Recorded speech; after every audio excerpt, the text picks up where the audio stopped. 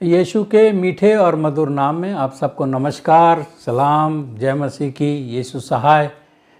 आज फिर हम ईश्वर का शुक्र करते हैं, धन्यवाद देते हैं कि उसने हमें ये मौका दिया कि फिर से हम आपके सामने आ सकते हैं और प्रभु के वचन आपके साथ साझा कर सकते हैं। आप सबको इस संदेश में स्वागत है और मुझे यकीन है कि आप सबको इस संदेश से आशीष मिलेगी और हमें भी इस संदेश से आशीष मिलेगी। इससे पहले कि हम संदेश में जाएं, हम चाहते हैं कि परमेश्वर से दुआ मांगें ताकि वो हमारी सहायता करे, हमें लफ्ज़ दे, हमें विचार दे, ताकि हम उसके वचन को सही तरीके से पेश कर सकें। आइए हम अपनी आँखों को बंद करेंगे, सरों को झुकाएंगे और परमेश्वर से प्रार्थना करेंगे। हमारे अजीज़ मेहरबान पिता परमेश्वर, निहायत ही शुक्रगुज़ार हैं कि तूने हमें जिंदों की ज़मीन पर अभी तक ज़िंदा रखा है और हम जानते हैं कि हमारा ज़िंदा रहने का एक मकसद है और वो ये कि हम तेरे नाम को दुनिया में फैला सकें।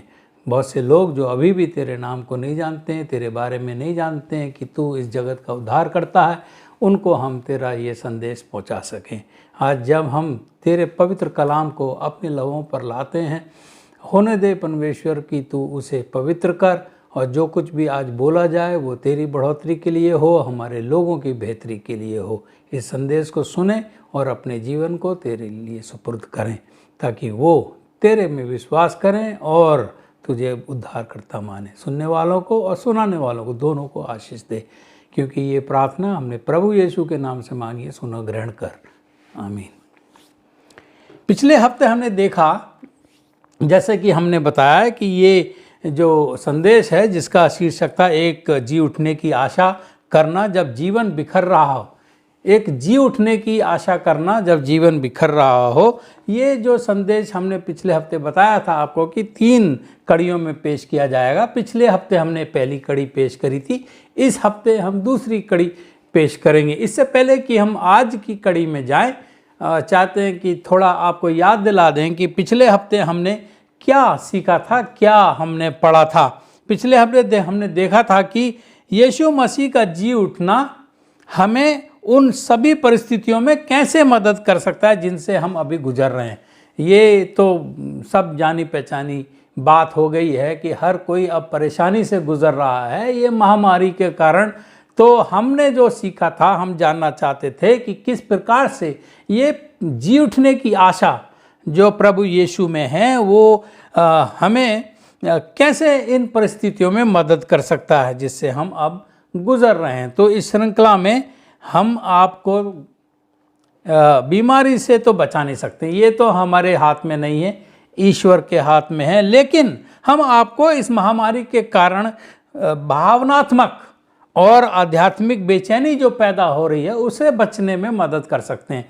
जो हम कर सकते हैं वो हम आपके साथ करना चाहते हैं। हम आपको बीमारी से नहीं बचा सकते, हमारे अंदर वो काबिलियत नहीं है, परंतु इस महामारी के कारण जो भावनात्मक और आध्यात्मिक बेचैनी लोगों में पैदा हो रही है उससे बचने में हम मदद कर सकते हैं। यीशु के जी उठने में 3 चीज़ें शामिल थी। ये पिछले हफ्ते हमने बताई थी, हम जल्दी इसको आपको बताना चाहते हैं। यीशु के जी उठने में 3 चीज़ें शामिल थीं। सबसे पहले यीशु का जी उठना ये साबित करता है कि वो वास्तव में वो है जिसका वो होने का दावा करता है। वास्तव में, असलियत में वो है जो वो होने का दावा करता है। और वो क्या होने का दावा करता है? वो परमेश्वर होने का दावा करता है। एक मनुष्य फिर से जिंदा नहीं हो सकता, परंतु परमेश्वर जिंदा या फिर से जिलाया जा सकता है, जी उठ सकता है। तो इसलिए उसका जी उठना इस चीज़ को साबित करता है कि वो वाकई में वास्तव में परमेश्वर है। दूसरी बात यह है कि यीशु का जी उठना ये साबित करता है कि मृत्यु के बाद भी जीवन है। और ये एक बहुत बड़ी हमारे लिए आशा है कि मृत्यु के बाद भी जीवन है और मृत्यु जो है वो हमारी कहानी का अंत नहीं है। गरचे हम मर भी जाएं विश्वास में, ये जरूरी है। अगर हम विश्वास में मर भी जाएं फिर हम परमेश्वर के द्वारा जिलाए जाएंगे और हमारा जीवन फिर अनंत काल तक जाता रहेगा या चलता रहेगा। और तीसरी बात ये थी कि यीशु हमें एक नमूना दे गया है कि जब जीवन बिखर रहा हो तो हमें क्या करना चाहिए। यीशु ने जो किया वो हमें भी करना चाहिए। उसने एक नमूना छोड़ा था और उस नमूने के तहत ही हमने 3 चीज़ें सीखनी हैं जो हमने एक पिछले हफ्ते और एक इस हफ्ते और फिर एक अगले हफ्ते हम सीखेंगे। आपको फिर से याद दिलाना चाहता हूँ, वो रविवार के दिन की शाम जब चेले घर में अधिकारियों के डर से बंद थे तो अचानक यीशु उनके बीच में आ खड़ा हुआ और दिखाई दिया। उस समय सब कुछ बदल गया। पहले तो वो डर रहे थे और उस कमरे में ताला लगा के, कुंडी लगा के बंद थे, परंतु अचानक परमेश्वर उनके बीच में आके खड़ा हो गया, खड़ा दिखाई दिया, तो सब कुछ बदल गया। और बदलने का कारण ये था कि परमेश्वर अब उनके बीच में फिर से है। जिस स्थिति से वो गुजर रहे थे, अब वो स्थिति खत्म हो गई थी इतवार रविवार के दिन। इन लोगों में ये एक महत्वपूर्ण परिवर्तन था। वे रूपांतरित हो गए थे, ट्रांसफॉर्म हो गए थे इंग्लिश में जिसको कहते हैं। अब उदास और हतोत्साहित या उदास होने की वजह वे प्रसन्न और निडर हो जाते हैं। अब वो उदास नहीं हैं, उन्हें अब किसी का डर नहीं है। अब वो पीछे छुप कर रहना नहीं चाहते हैं, क्योंकि उन्होंने जीवित उद्धारकर्ता को देख लिया। उनकी सारी आशाएं खत्म हो गई थी। जब प्रभु को सूली पर चढ़ा दिया गया था, वो बहुत उदास थे, पछता रहे थे और भ्रम में भी थे। परंतु इस रविवार के दिन जब प्रभु उनके बीच में आ गया तो उनकी आशा फिर से जाग गई और वो अब डरते नहीं थे, दुनिया का सामना करने के लिए तैयार थे। हमने बताया कि ये जो 3 दिन थे, ये जो प्रभु की मरने की, दफनाए जाने की और जी उठने की जो 3 दिन की घटना है, ये 3 दिन की घटना हमारे जीवन में भी हो सकती है। इसके दौर से हम गुजर सकते हैं। जैसे कि शुक्रवार का दिन जो था भय और दर्द का दिन था, उस डरे हुए थे और दर्द, क्योंकि उनका उद्धारकर्ता जो है सूली पर चढ़ा दिया गया था। और शनिवार भ्रम और शोक का, कन्फ्यूजन, वो सोच रहे थे कि हमने जो किया क्या वो ठीक किया था कि इस आदमी के साथ हम 3.5 साल तक चलते रहे, परंतु अब क्या हुआ। तो वो सोच रहे थे कि हमने ये ठीक किया या गलत किया, जीवन बर्बाद कर दिया इसके पीछे जाने से कि वाकई में कुछ और अच्छा है। तो शोक भी मना रहे थे क्योंकि उनका उद्धारकर्ता मर गया था। जब सब कुछ बिखर गया शनिवार के दिन, वो शोक मना रहे थे, भ्रम में थे। परंतु रविवार का जो दिन था वो स्वतंत्रता और आनंद का दिन था। और हम इस प्रत्येक दिन को बारी बारी से पढ़ेंगे। अभी पिछले हफ्ते और इस हफ्ते कुछ हद तक हम शुक्रवार में ही हैं, डर और भय का दिन। हम प्रत्येक दिन के बारे में विचार करेंगे। जब हम भय और दर्द के दिनों में होते हैं तो हमें 2 काम करने चाहिए जो प्रभु यीशु ने किए। उन 2 कामों में से एक काम हमने पिछले हफ्ते देख लिया था और एक काम जो है अब हम इस हफ्ते देखेंगे। हमें भय और दर्द के दिन, शुक्रवार के दिन जब प्रभु यीशु को सूली पर चढ़ाया गया था, वो दिन भय का और दर्द का था। तो जो काम परमेश्वर प्रभु यीशु ने किया वो काम हमें भी करना चाहिए जब हम ऐसे मौसम से गुजर रहे हैं, जब भय है और दर्द है। और उनमें से जो एक काम था कि हमें दोस्तों से संपर्क बनाने की आवश्यकता है, ज़रूरत है। और यीशु ने वही किया, अपने चेलों को, अपने दोस्तों को इकट्ठा किया और ऊपर वाले कमरे में जाके फसह का पर्व मनाया, आपस में बातचीत की और उसके बाद पर्व मनाने के बाद, भोज करने के बाद वो नीचे गतसमनी गए और वहाँ उन्होंने प्रार्थना की। तो भाइयों बहनों, जब हम दर्द और भय से गुजर रहे हैं, हमारे प्रियजन हमसे छीन लिए गए हैं, हम खुद घबराए हुए हैं कि कहीं ये मौत हमें तो ना हो जाएगी, ये बीमारी हमें तो नहीं हो जाएगी, तो हमें क्या करना चाहिए? अपने दोस्तों से, अपने करीबी लोगों से संपर्क बनाना चाहिए, अपना दर्द साझा करना चाहिए और उसके बाद उस समय हमें प्रार्थना भी करना चाहिए। और दूसरी जो बात है जिसका अध्ययन हम आज करेंगे, हमें परमेश्वर तक पहुंचने की आवश्यकता है। हमें परमेश्वर तक पहुंचने की आवश्यकता है। तो भाइयों बहनों, ये जी उठने की आशा किस प्रकार से हमारी इस समय मदद कर सकती है जब जीवन बिखर चुका है, इसी के तहत हम दूसरी बात सीखेंगे जो प्रभु यीशु ने की जब वो परेशान था शुक्रवार के दिन, जब उसको सूली चढ़ाया जाना था। हमें परमेश्वर तक पहुंचने की ज़रूरत है। ये हम कैसे कर सकते हैं? कैसे हम परमेश्वर तक पहुंच सकते हैं? और परमेश्वर तक पहुंचने का एक ही ज़रिया है जो हमने पिछले हफ्ते भी देखा, जो प्रभु यीशु ने किया था अपने चेलों के साथ, और वो है प्रार्थना करना। प्रार्थना करें। जब हम परेशान होते हैं, दर्द में होते हैं, भय में होते हैं तो हमें परमेश्वर से प्रार्थना करनी चाहिए। अपना भार उसके ऊपर डाल दें, उसके समक्ष ले जाएं और उससे बताएं। कल्पना कीजिए भाइयों बहनों, कल्पना कीजिए, अगर हम हो तो नहीं सकते हैं पर कल्पना कीजिए कि यदि आप यीशु मसीह हैं और उस दर्द के बारे में जानते हैं जिसका सामना आप करने जा रहे हैं। आपको ये पता होना चाहिए कि प्रभु यीशु परमेश्वर था और उसे सब कुछ पता था कि आगे क्या होने वाला है। तो यदि आप उसके जगह होते और आपको पता होता कि आप एक बड़े दर्द का सामना करने जा रहे हैं तो ये जानकर कैसा लगता आपको? भाइयों बहनों, मैं आपको एक सच्चाई बताना मांगता हूँ।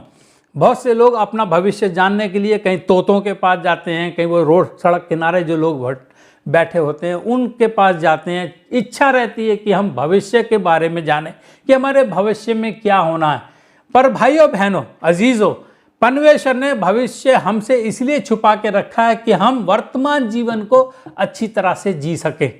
अगर आपको और मुझे पता हो कि कल क्या होने वाला है, मान लीजिए मुझे पता हो कि अगले क्षण मेरी जान चली जाएगी तो मैं इस क्षण ही मर जाऊंगा, मैं फिर अपना जीवन नहीं जी सकता, क्योंकि उस डर से जो कल होने वाला है मेरा आज भी बर्बाद हो जाएगा। इसलिए आपकी भलाई के लिए और मेरी भलाई के लिए परमेश्वर ने भविष्य हमसे छुपा के रखा है। इसलिए तोतों के चक्करों में मत पड़ो। उन जो बेरूपिये बैठे रहते हैं सड़क के किनारे के मेरी भविष्य बता दीजिए, रूपरेखा बता दीजिए हाथ उंगली देखकर, ये सब बेकार की चीजें हैं। जो आज का दिन है उसको प्रभु में जिए, अच्छा तरीके से जिए, प्रेम से जिए, अपने बच्चों के साथ जिए, सेवा करने में जिए, प्रार्थना करने में जिए। कल की चिंता परमेश्वर पे छोड़ दें, क्योंकि परमेश्वर जानता है कल क्या होगा और वो अगर हम उस पर विश्वास करते हैं वो हमारे कल को अपनी मर्जी से सुरक्षित करेगा, अगर नहीं तो वो उसकी मर्जी है। तो कल्पना कीजिए अगर आप प्रभु यीशु होते तो आपको पता होता कि आपको आज क्या होने वाला है, क्योंकि यीशु को पता था। तो आप क्या करते? ये जानकर आपको कैसा लगता? भय और पीड़ा के समय आप क्या प्रार्थना करते? कैसी प्रार्थना करते? तो जो प्रार्थना परमेश्वर ने की वही हमें करनी चाहिए जब हमें दर्द और भय लग रहा हो, जब हम दर्द से गुजर रहे हो, भय से। भाइयों मैंने डॉक्टर खुशवंत सिंह की एक किताब पढ़ी थी जो पाकिस्तान के प्राइम मिनिस्टर थे भुट्टो जी के बारे में, जब उनको सज़ा सुनाई गई थी फांसी की।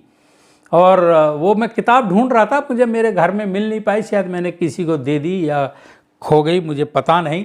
तो उसमें बड़ा दर्दनाक वाकया खुशवंत जी ने लिखा कि किस प्रकार से जब भुट्टो जी का वो फांसी चढ़ाने का समय करीब आ रहा था तो उनकी हालत क्या थी। भाइयों बहनों, मौत का सामना इतना आसान नहीं होता है, और जब हमें पता हो कि अगले क्षण क्या होने वाला है, मौत बहुत ही भयानक चीज़ होती है और हर एक कोई आदमी उससे डरता है। अचानक हम मर जाएं तो हमें महसूस नहीं होता है, परंतु पता हो कि मुझे अगले क्षण इस घड़ी फांसी चढ़ाया जाना है या मुझे मार दिया जाएगा, तो वो एक बहुत ही दर्दनाक तजुर्बा होता है, एहसास होता है। इसी तजुर्बे से, इसी एहसास से प्रभु यीशु गुजर रहे थे और उसने एक प्रार्थना की। हम जब अब कोविड-19 के बीच में हैं, अगर हम दर्द और भय से गुजर रहे हैं तो हमें भी यही प्रार्थना परमेश्वर के सामने करनी चाहिए। मरकुस की इंजील, अगर आप बाइबल खोल के बैठे हैं, मरकुस की इंजील या मरकुस की किताब, उसका 14 अध्याय और 35 और 36 आयत में परमेश्वर प्रभु यीशु की प्रार्थना लिखी है। वो थोड़ा लिखा है कि थोड़ा आगे बढ़ा और भूमि पर गिरकर प्रार्थना करने लगा। भूमि पर गिरकर प्रार्थना करने लगा। बाइबल कहती है कि वो इस दर्द से, इस भावना से इतना परेशान था, इतना गमगीन था, आपके और मेरे पाप लेकर, कि उसका पसीना खून की बूंदों में टपका, खून की बूंदों में टपका। तो वो जमीन पर गिरकर, भूमि पर गिरकर प्रार्थना करने लगा कि यदि, अपने पिता से, अपने परमेश्वर से कह रहा है कि यदि हो सके तो ये घड़ी मुझ पर से टल जाए, क्योंकि प्रभु यीशु इस वक्त इंसान के जामे में था, इंसान था, मेरे और आप जैसे था। हालांकि उसने परमेश्वर होना का होने का दावा किया है, पर वो परमेश्वर की शक्ति उसने कभी भी रहते हुए यहाँ इस्तेमाल नहीं की। जो कुछ उसने किया विश्वास से किया। और इस वक्त जब वो इंसान का जामा पहने हुए था, अपने पिता से कहता है, हे प्रभु यदि हो सके तो ये घड़ी मुझ पर से टल जाए, और कहा, हे अब्बा, हे पिता, मैं जानता हूं कि तू सब कुछ कर सकता है, इस कटोरे को मेरे पास से हटा ले।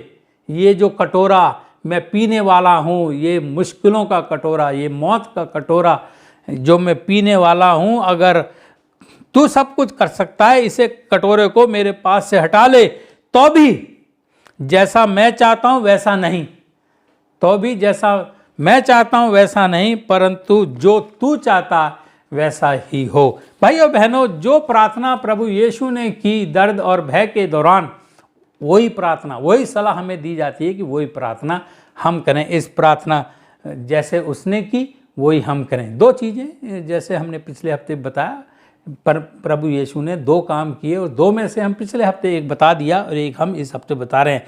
इस मामले में आप मेरे साथ साथ चलें, ये अपने दिमाग में सोचें, उसको, उसकी जो तस्वीर है वो आपकी नज़र में आनी चाहिए। मेरे साथ साथ चलें। यीशु जानता था, यीशु जो है जानता था कि वो शारीरिक दर्द, मानसिक दर्द, भावनात्मक दर्द और आध्यात्मिक दर्द का अंतिम सामना करने जा रहा है।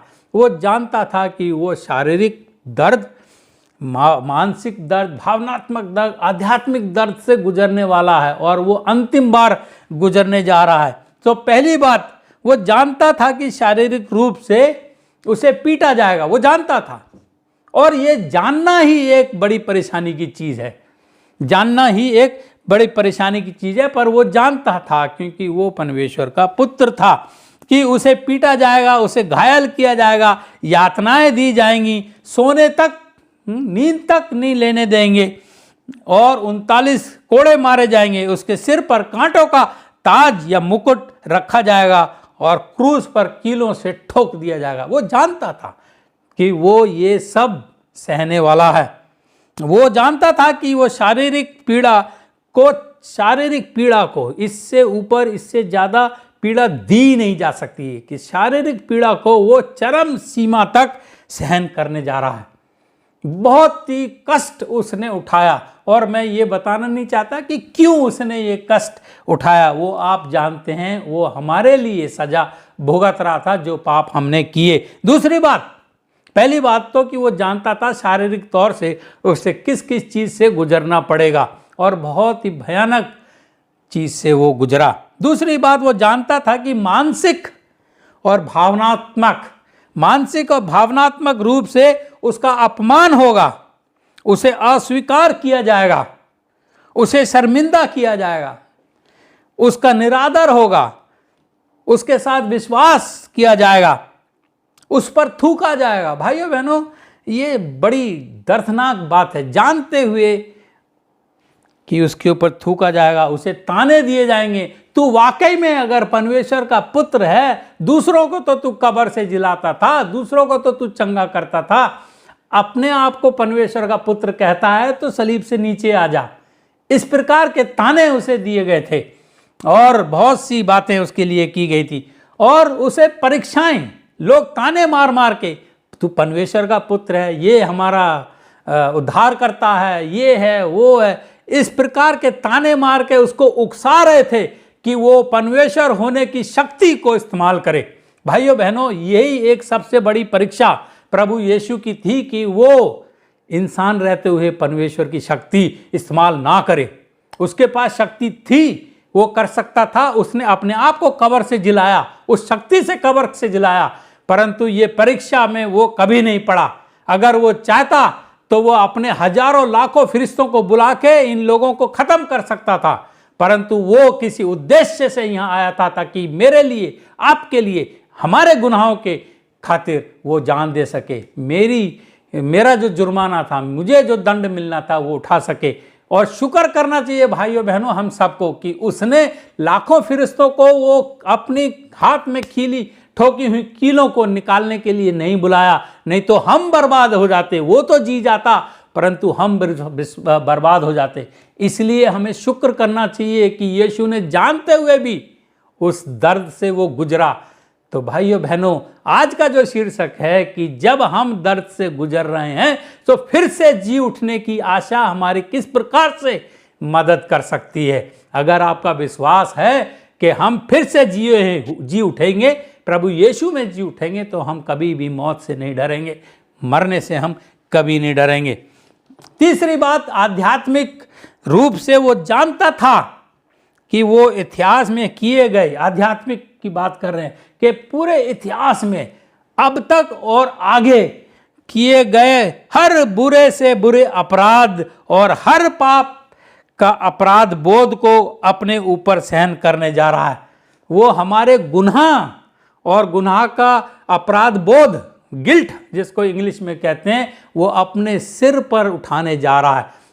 इस शारीरिक मानसिक पीड़ा से बढ़कर जो थी आत्मिक पीड़ा थी, क्योंकि आपके और मेरे पाप उसके ऊपर लाद दिए गए थे, उसके ऊपर लाद दिए गए थे, और आज उन पापों का वो जुर्माना देने जा रहा है अपनी जान देकर। पिछले पाप, जो भी जिन लोगों ने जो कुछ भी किए, और अगले पाप। इसीलिए भाइयों बहनों हम कहते हैं प्रभु यीशु में विश्वास कीजिए और उसके लहू से आप पाप से मुक्त हो सकते हैं और उद्धार पा सकते हैं। वो अपने ऊपर सहन करने जा रहा है। वो उन सब के लिए कीमत चुकाएगा जो हमको चुकानी चाहिए थी। वो मेरे पापों की कीमत चुकाएगा। वो हर खून, हर बदतमीजी, हर मोलेस्टेशन, हर अत्याचार का अपराध बोध सहन करने जा रहा है और परमेश्वर पिता से अलग होने का नर्क का अनुभव करने जा रहा। भाइयों बहनों, ये एक बड़ी खौफनाक बात होती है कि पुत्र यहाँ सताया जा रहा है, मारा जा रहा है, और पिता उसकी मदद करने ना आए। अगर भाइयों बहनों आप माता पिता हैं और आप अगर अपने पुत्र को कोड़े मारते देखें, अपने पुत्र को कांटों का ताज पहनाते देखें, अपने पुत्र को तमाचा थूके जाना देखें, तो आपका दिल रुक नहीं सकेगा। आप उसको बचाने के लिए अपनी जान खतरे में डाल के वहाँ जाएंगे। परंतु परमेश्वर ने, क्योंकि प्रभु यीशु ने खुद को अपना बलिदान देने के लिए चुना और परमेश्वर ने उससे अपना मुंह फेर लिया, जब तक तेरा बलिदान पूरा नहीं होगा मैं तेरे पास नहीं हूँ। और इस वक्त प्रभु यीशु को लगा कि परमेश्वर पिता तू कहाँ चला गया है। वो एक नर्क के समान था और पिता परमेश्वर से अलग होने के नर्क का अनुभव वो कर रहा था। हर कोई पुत्र चाहता है कि जब मैं संकट में हूँ तो मेरा पिता मेरी मदद करे, पर इस वक्त पिता ने भी उसको छोड़ दिया था। क्यों? क्रूस पर उसने ये कहा, इसीलिए उसने क्रूस पर ये कहा, हे मेरे परमेश्वर, हे मेरे पिता, हे मेरे परमेश्वर, तूने मुझे क्यों छोड़ दिया है। इंसान के रूप में आज उसे एक मदद की ज़रूरत थी। ऐसे गहन शारीरिक, आत्मिक, मानसिक दर्द से वो गुजर रहा था और उसे उसके पिता परमेश्वर की ज़रूरत थी, परंतु पिता परमेश्वर ने उसकी हेल्प या मदद करने के लिए इनकार कर दिया। और इसलिए वो उस दर्द से क्रूस के ऊपर चीख उठा कि हे मेरे परमेश्वर, हे मेरे पिता, तूने मुझे क्यों छोड़ दिया है। पहले दिन इस दर्द का सामने करते समय, भय और दर्द के शुक्रवार के दिन, मैं चाहता हूँ भाइयों बहनों कि हम ध्यान दें कि यीशु ने क्या प्रार्थना की, उस प्रार्थना के अंदर क्या क्या चीज़ें थी, उस प्रार्थना के अंदर क्या क्या गुण हैं। और हम चाहते हैं कि हम भी वही प्रार्थना जब भी प्रार्थना करें, वो चीज़ें हमारी उस प्रार्थना में होनी चाहिए जो परमेश्वर की प्रार्थना में थी। और जब हम खास तौर से दर्द और भय के दौरान से गुजर रहे हैं, इस दौर से गुजर रहे हैं, तो हम भी वैसी ही प्रार्थना करें जो उसने गतसमनी में की, ताकि हमें भी वही आशीष मिल सके। जब कभी हम दर्द या डर में हों तो हमें भी गतसमनी की प्रार्थना करने की आवश्यकता है। हाँ, तो उसने क्या प्रार्थना की? जो उसने किया उसमें 3 चीज़ें थीं। आप जानते हैं उसने क्या प्रार्थना की, जो हमने शुरू में पढ़ा था। वो थोड़ा आगे बढ़ा और भूमि पर गिरकर प्रार्थना करने लगा कि यदि हो सके तो तू ये घड़ी मुझ पर से टल जाए, और कहा, हे अब्बा, हे पिता, मैं जानता हूं कि तू सब कुछ कर सकता है, इस कटोरे को मेरे पास से हटा ले, तो भी जैसा मैं चाहता हूं वैसा नहीं, पर जो तू चाहता है वैसा ही हो। ये थी उसकी गतसमनी की प्रार्थना। इस गतसमनी की प्रार्थना में क्या क्या तत्व हैं, क्या क्या चीज़ें हैं। सबसे पहले उसने परमेश्वर की शक्ति की पुष्टि की, परमेश्वर की शक्ति की पुष्टि की। उसने कहा, हे अब्बा, हे पिताजी, हे पिता, हे परमेश्वर, तू सब कुछ कर सकता है। हमने कुछ हफ्ते पहले आपको बताया था कि परमेश्वर सब कुछ कर सकता है, सब कुछ करने में वो माहिर है, उसके लिए कोई भी चीज़ मुश्किल चीज़ नहीं है। तो पहली बात जो प्रभु यीशु ने अपने परमेश्वर से प्रार्थना करते हुए कहा कि हे पिता, तू सब कुछ कर सकता है। जब हम कठिन समय से गुजरते हैं, दर्द से गुजरते हैं, परेशानियों से गुजरते हैं, भय से गुजरते हैं, तो सबसे पहली बात जो हमें करनी चाहिए वो है कि हम परमेश्वर को जानें कि परमेश्वर, मैं जानता हूं कि तू सब कुछ कर सकता है।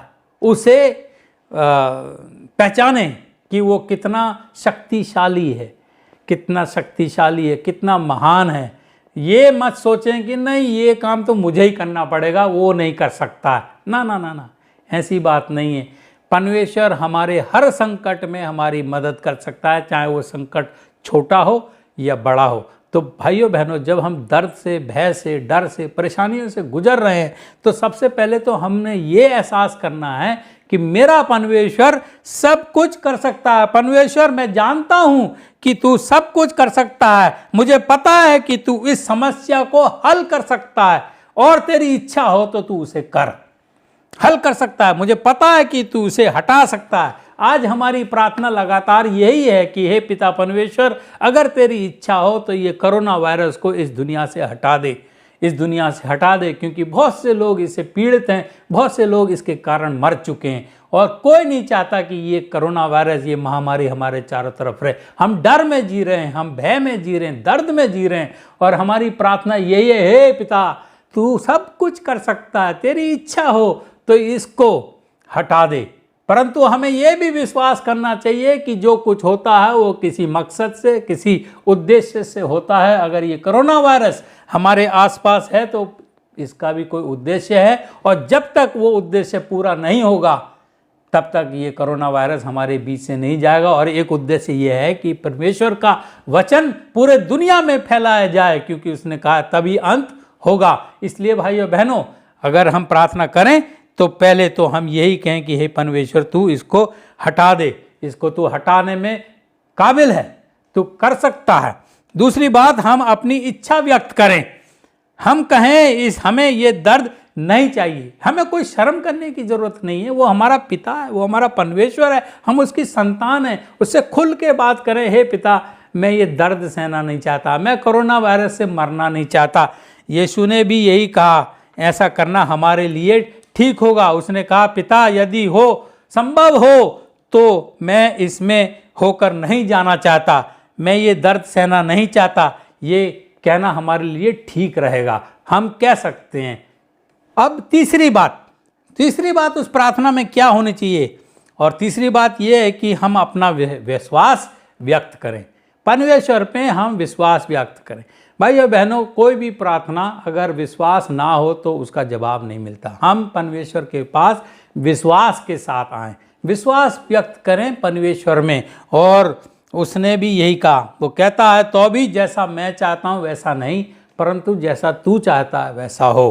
भाइयों बहनों, हम अपनी मर्जी, हम अपने अच्छाई के लिए पूरी तरीके से नहीं जानते हैं। प्रभु चाहता है कि हमारे लिए क्या अच्छा है। हम चाहते हैं कि हम पूरी ज़िंदगी भर जीते रहें, परंतु परमेश्वर की अपार दया में वो कभी कभी हमारी जान ले लेता है। उसे पता है कि कल का दिन तेरे लिए पाप में होगा, तू पाप में पड़ जाएगा और मेरे से दूर हो जाएगा, अनंत जीवन खो देगा, इसलिए वो आज मुझे ले लेता है।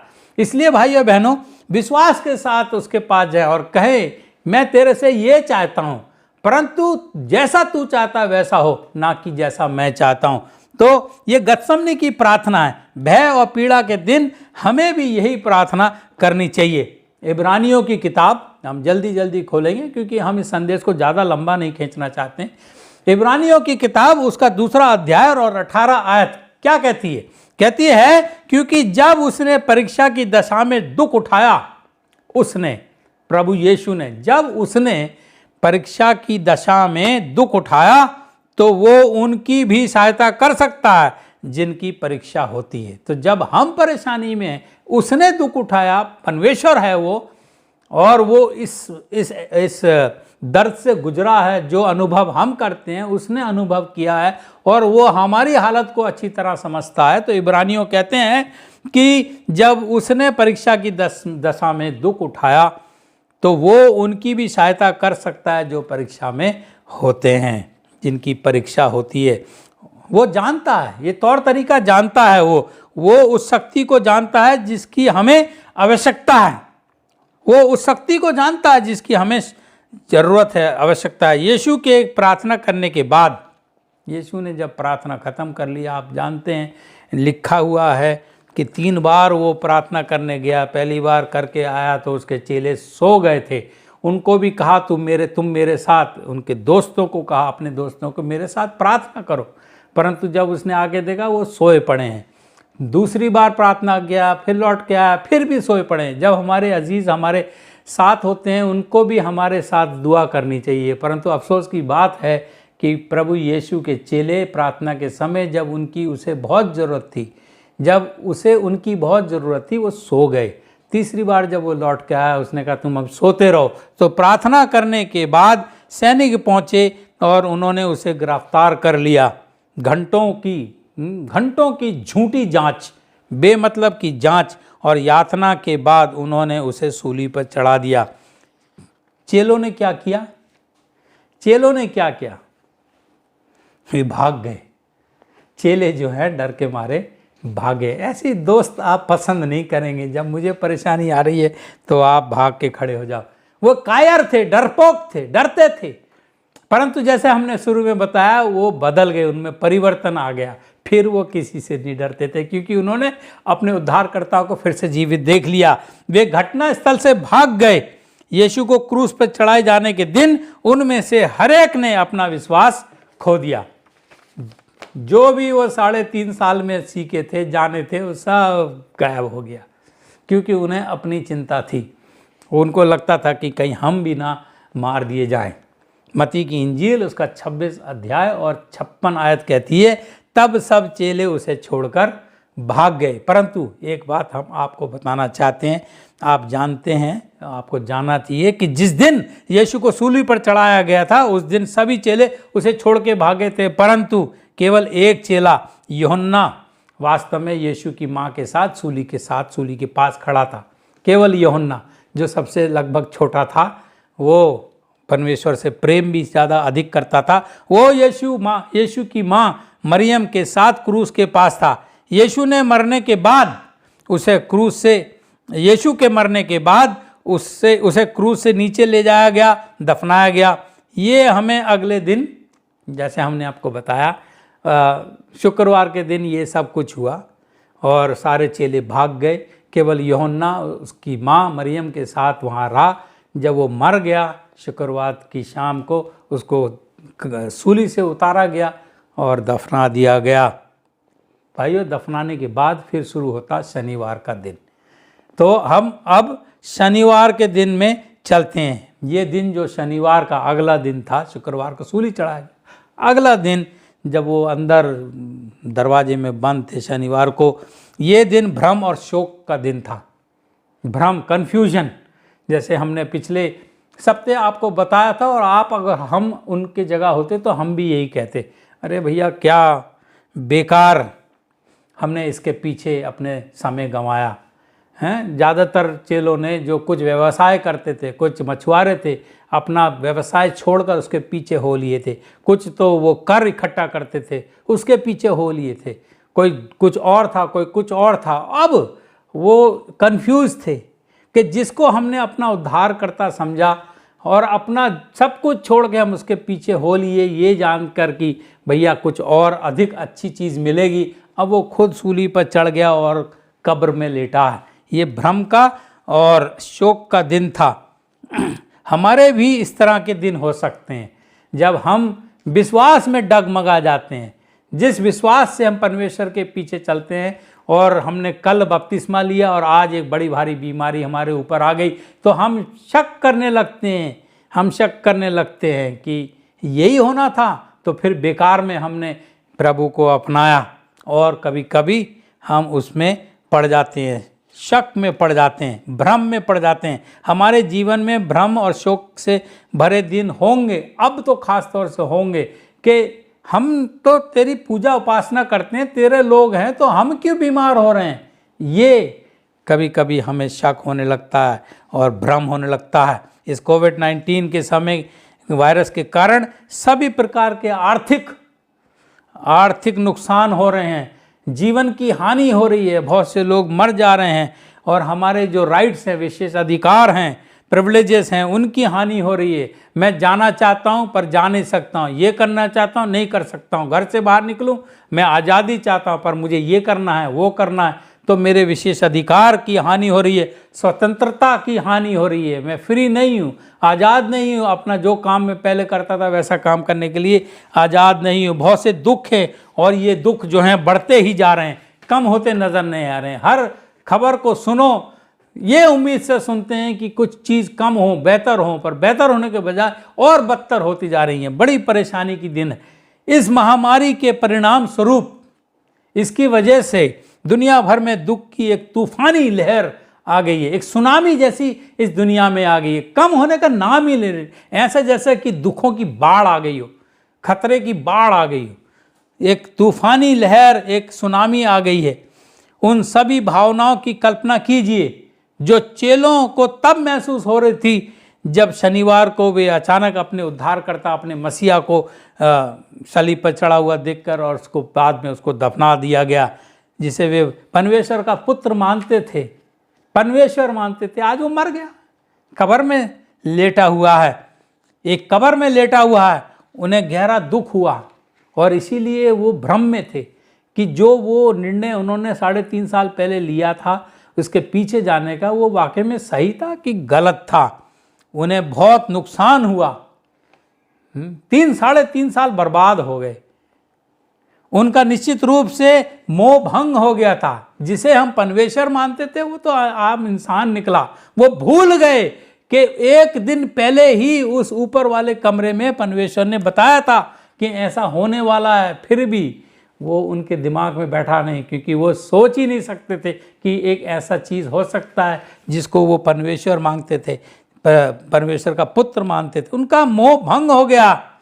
यही हम उम्मीद करते हैं। मुझे यकीन है कि वे सभी संदेह से भरे थे और पछतावे से भरे थे। काश हमने ये किया होता, वो किया होता, या शायद वे आत्म आरोप से, अरे यार ये मेरी गलती थी, मैं जागता रहता उस दिन तो वो पकड़ नहीं सकते थे, हैं, मैं सो गया और वो सिपाही आए और पकड़ के ले गए। पतरस तो जागा था पर उसने उस जोश में, नींद में एक का कान भी काट दिया, पर परमेश्वर ने उस कान को ठीक किया। वे सब लोग डर के मारे भाग चुके थे। उन्होंने पछतावा हो रहा था उन्हें कि उन्होंने जो सब कुछ छोड़ा था वो सब बेकार गया। अब कैसे वापस हम जाएं? हमारी तो दुकानदारी ख़त्म हो गई है। जो मछली का व्यवसाय हम करते थे, बेचते थे, अब तो ग्राहक भी नहीं मिलेंगे। अब वो हम भूल भी गए हैं 3.5 साल में कहाँ जाल फेंका जाए, कैसे मछली पकड़ी जाए। तो भाइयों बहनों, कभी कभी हम भी इस तरीके से गुजरते हैं। पतरस कहता है, मैंने यीशु का 3 बार इनकार किया। ना ना ना, मैं तो जानता भी नहीं। एक छोटी सी बच्ची उसको कहती है, तू तो उसके साथ था। ना ना ना, मैं तो जानता नहीं। वे भय से भरे थे, क्या वे हमें भी मार डालेंगे, ये सोचकर डर रहे थे। वे भ्रम से भरे थे। अब हमें क्या करना चाहिए? ये भ्रम का दिन है, ये शनिवार का दिन है। सोच रहे हैं क्या करें, क्या हुआ? शक का दिन, भ्रम का दिन, शोक का दिन है। लेकिन यीशु ने उन्हें चेतावनी दी थी, बताया था। मत्ती 26 और 31 आयत कहती है, तब यीशु ने उनसे कहा मत्ती में कि रात होने से पहले, शुक्रवार की रात होने से पहले जो मेरे साथ किया जाएगा उसके कारण तुम टुकड़े टुकड़े हो जाओगे, बिखर जाओगे। चेतावनी दी थी, फिर भी वो भूल गए इस चेतावनी को। यीशु ने उन्हें फंसे के समय चेतावनी दी थी जब वो ऊपर के कमरे में था कि तुम्हारी ये साफ सुथरी दुनिया, जो छोटी सी दुनिया, खूबसूरत दुनिया, ये बिखर जाएगी। हम में से कई अभी उससे अपनी पहचान कर रहे हैं। हमारी भी दुनिया बिखर चुकी है। हमें भी चेतावनी दी हुई है कि आखिरी दिनों में ऐसा कुछ होगा।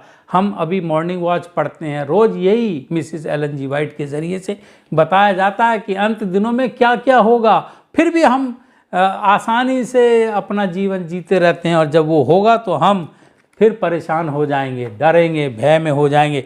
मरकुस की इंजील 4 अध्याय 27 आयत कहती है, तब यीशु ने उनसे कहा, तुम सब ठोकर खाओगे, क्योंकि लिखा है कि मैं रखवाले या गड़हड़िए को मारूंगा तो भेड़ तितर बितर हो जाएंगी। मैं गड़हड़िए को या रखवाले को मारूंगा और सब तितर बितर हो जाएंगे। बिल्कुल वही हुआ। वे शनिवार को भ्रम के दिन बिना छुट्टी लिए चले गए। जैसे कहते हैं ना, बिना किसी को बताए भाग खड़े हुए। कहाँ कहाँ भाग गए। सवाल भाइयों ये है मेरे और आपके सामने, क्या हमने कभी परमेश्वर को भ्रम के कारण छोड़ा है या त्यागा है? क्या हम भी भाग गए? जब मुसीबत हमारे ऊपर आई तो परमेश्वर के पास जाने के बजाय हम भाग खड़े हुए, विश्वास हमने छोड़ दिया। क्या हमने भ्रम के कारण परमेश्वर को त्यागा है? क्या हमने परमेश्वर को संदेह के कारण त्यागा? मुझे नहीं लगता कि ये परमेश्वर है। अरे मैं ये करना चाहता था, मैंने दुआएं इतनी महीनों तक की, कुछ फ़ायदा ही नहीं हुआ। एक शख्स कह रहा है, वो वीज़ा लेने के लिए गया, और जब वीज़ा, हर किसी को अमेरिका जाने का वीज़ा चाहिए, और बहुत प्रार्थना की होंगी, पर परमेश्वर की इच्छा में शायद उसको नहीं जाना चाहिए था और उसको वीज़ा नहीं मिला। कहता कोई परमेश्वर नहीं है, बेकार की बात है, मनगढ़ंत चीज़ें हैं। ऐसा आपके साथ भी तजुर्बा हो सकता है भाइयों। जब हम प्रार्थना करते हैं और ये नहीं कहते हैं कि प्रभु जो तू चाहता है वो हो, ना कि वो जो मैं चाहता हूँ, जब ऐसा हम नहीं करते हैं तो हम भ्रम में, संदेह में। क्या आप संदेह में आपने संदेह में परमेश्वर को त्यागा है? दर्द के कारण उसको त्यागा है? हाँ, संभव हो सकता है। हम सब कमज़ोर हैं। संभव है कि हम सभी ने ऐसा किया है। कभी ना कभी हमने ऐसा जुर्म गुनाह हमने किया है। क्या हमने कभी परमेश्वर को दुख या शोक के कारण त्यागा है? हाँ, त्यागा है। जब मेरे ऊपर दर्द होता, शोक होता, कुछ परेशानी आती है, अगर मेरा अजीज़ मेरे से छीन लिया जाए, अरे मैंने तो कितनी प्रार्थना की थी और फिर भी वो मर गया, तू तो बस कुछ कर नहीं सकता है, कुछ कर नहीं सकता है। क्या हमने दुख और शोक के कारण उसे त्यागा? वे शोक कर रहे थे क्योंकि उनका गुरु, उनका परमेश्वर, उनका उद्धारकर्ता अब कब्र में है, और इसलिए उनको भी ये सब परीक्षाएं आ रही थी। संदेह के समय छोड़ देना या दर्द की समय उसको छोड़ देना, शोक के समय उसे छोड़ देना। एक बड़े नुकसान के बाद हम भ्रम और दुख के दिनों में कैसे बाहर आते हैं? भाइयों बहनों, यही बात हमने सीखनी है। शुक्रवार के दिन दर्द और पीड़ा और भय का दिन, शनिवार के दिन शोक और भ्रम में फंसे हैं। परंतु कहानी यहाँ खत्म नहीं होती है। ये जो हमारा संदेश है, हमने बताया आपको कि 3 कड़ियों में इसको पेश करेंगे। पहली कड़ी में हमने देखा कि शुक्रवार के दिन वे दर्द और भय में थे, और दूसरा दिन जो हमने थोड़ा सा आज देखा वो शोक और भ्रम में थे।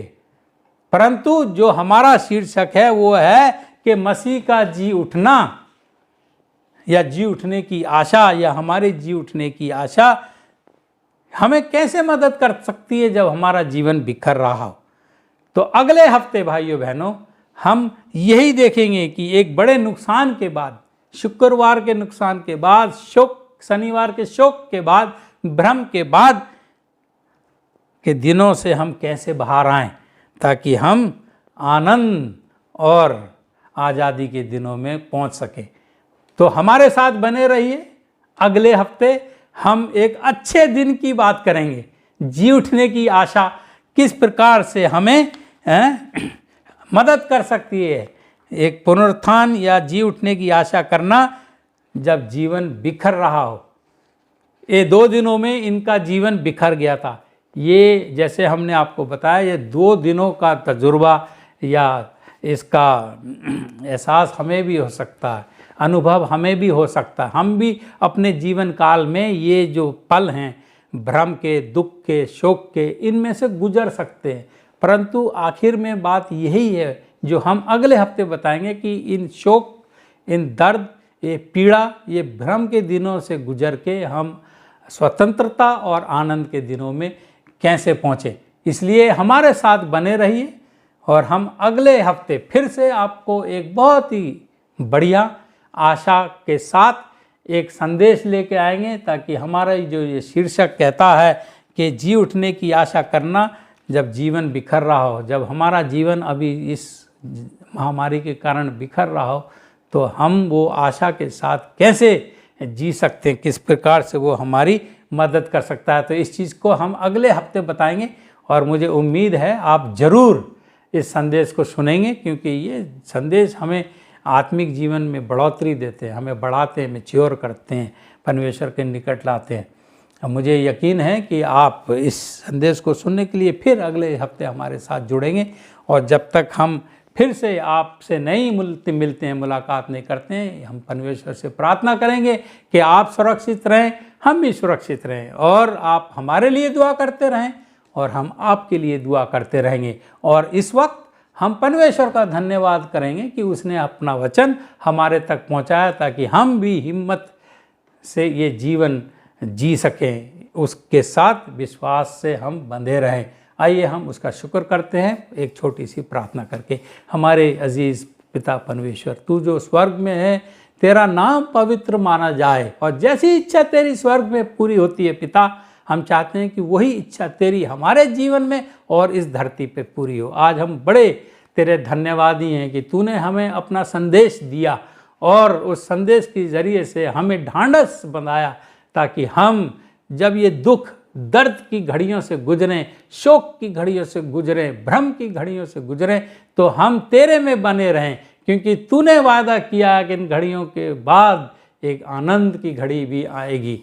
वो जी उठने की आशा में हम जीते रहें, और उस जी उठने की आशा में तेरी इच्छा हो तो हम मर भी जाएं, परंतु हमें यकीन है कि तू हमें जिलाएगा और हम तेरे साथ अनंत जीवन तक रहेंगे। ये हर एक अजीज़ के साथ हो जिसने ये संदेश सुना है, उनके मन को कायल कर, ताकि वो तुझे अपना उद्धार करता स्वीकार करें और इस आशा के जिएं, आशा के साथ जिएं कि प्रभु यीशु में विश्वास करने से वो अनंत जीवन पाएंगे।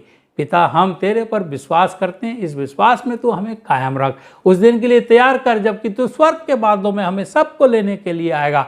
हम सब तैयार पाए जाएं और तेरे साथ जाने वाले हो सकें। जब तक तू ना आए हम ईमानदार और वफादार रहें, तेरे में विश्वास करते रहें, क्योंकि हमने ये प्रार्थना और अपने गुनाहों की माफ़ी तेरे प्यारे बेटे और अपने मुंजीदाता प्रभु यीशु के नाम से मांगी है। सुनो, ग्रहण कर। आमीन। Thank you. God bless you all.